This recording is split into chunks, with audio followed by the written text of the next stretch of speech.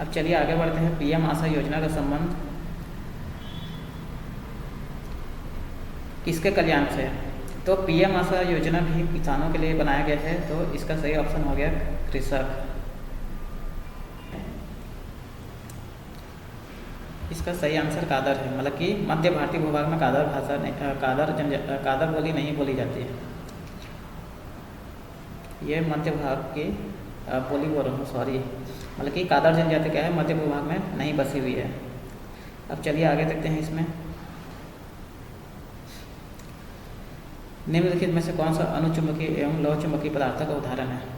तो साथियों, अणुचुंबकीय वही पदार्थ होते हैं जिसमें क्या है, थोड़ा सा चुंबकत्व होता है। मतलब थोड़ा सा चुंबकत्व मतलब जैसे कि उसके सामने कोई चुंबक लाया जाएगा तो वो उसके तरफ हल्का सा आकर्षित जरूर होगा। और लौह चुंबकीय पदार्थ वही पदार्थ होते हैं जो चुंबक की तरफ स्ट्रांगली अट्रैक्ट होते हैं। मतलब कि इसके सामने अगर चुंबक को लाया जाएगा तो वो पूरी तरह से चिपक जाता है। तो दोस्तों, यहाँ पे इसका सही ऑप्शन आएगा ऑप्शन डी। आयरन जो है वो लौह चुंबकीय है, और Cu2+, मतलब कि कॉपर, ये क्या है, कॉपर अणुचुंबकीय है। तो इसका सही ऑप्शन है ऑप्शन डी। अब यहाँ पे नीचे आते हैं। 1857 की क्रांति के दो महान नेता कौन थे जो बचकर नेपाल चले गए? तो जो बचकर नेपाल चले गए उसमें है ऑप्शन ए नाना साहब बेगम, जीनत महल, कुंवर सिंह, नाना साहब राजकुमार, फिरोज शाह एवं बेगम हजरत महल, नाना साहब एवं बेगम हजरत महल। तो इसका सही ऑप्शन है ऑप्शन डी। नाना साहब और बेगम हजरत महल ये दोनों बच के नेपाल चले गए थे।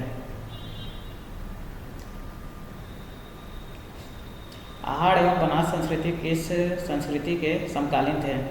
तो आहाड़ एवं बनास संस्कृति दोस्तों हड़प्पा संस्कृति के ही समकालीन थे। इसका सही ऑप्शन है ऑप्शन ए। भारत के प्रथम उप प्रधानमंत्री कौन थे? श्री मोरारजी देसाई, जगजीवन राम चौधरी, चरण सिंह, सरदार वल्लभ भाई पटेल। तो भारत के प्रथम उप प्रधानमंत्री सरदार वल्लभ भाई पटेल थे। इसका सही ऑप्शन है ऑप्शन डी। अब यहाँ पे देखते हैं कुआलालंपुर में आयोजित एशिया प्रशांत बधिर खेल 2024 के संदर्भ में निम्नलिखित कथनों पर विचार करें। यह 11वां एशिया प्रशांत बधिर खेल था। भारत ने 5वां स्थान हासिल किया था। इसमें भारतीय दल को 8 स्वर्ण, 18 रजत और 29 कांस्य पदक प्राप्त हुए थे। भारत ने इस खेल में हिस्सा नहीं लिया था। तो साथियों, ये यहाँ पे ये 11वां नहीं, ये 10वां था। मतलब कि ये कौन सा खेल था? ये 11वां नंबर का खेल नहीं था एशिया प्रशांत बधिर, ये 10वें नंबर का था। तो ये ऑप्शन हो गया गलत। अब इसमें ये बोल रहा है कि भारत इसने इस खेल में हिस्सा नहीं लिया था, तो ये 10वें नंबर का था, आयोजन था। तो जाहिर सी बात है भारत ने इसमें हिस्सा लिया था, तो ये ऑप्शन भी हो गया गलत। तो इसमें ऑप्शन कौन से हुए? बी और सी। मतलब भारत ने 5वां स्थान हासिल किया था और भारत को 8 स्वर्ण, 18 रजत, 29 कांस्य पदक प्राप्त हुए थे। तो इसका सही आंसर हो गया ऑप्शन बी। अब चलिए आगे बढ़ते हैं। इसमें कोई मंत्री जो निरंतर 6 मास की अवधि तक संसद के किसी सदन का सदस्य नहीं है, उस अवधि की समाप्ति पर मंत्री नहीं रहेगा, यह संविधान के किस अनुच्छेद में उल्लेखित है? तो यह संविधान के अनुच्छेद 75 सब क्लॉज 5 में ये लिखा हुआ है। आगे बढ़ते हैं। Question number 20। पारिस्थितिक तंत्र में हरे पादप है।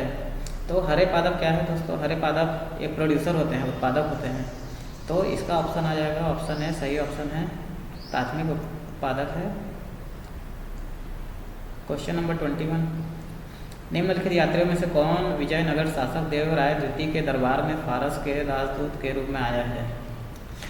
तो देवराय द्वितीय के टाइम में आए थे अब्दुल रज्जाक, ये सही ऑप्शन है। निकोलो डी कांटी क्या है, ये आए थे देवराय प्रथम के टाइम में आए थे। और बारबोसा जो है कृष्ण देव राय के टाइम में आए थे। तो इसका सही ऑप्शन क्या हो गया? Option D.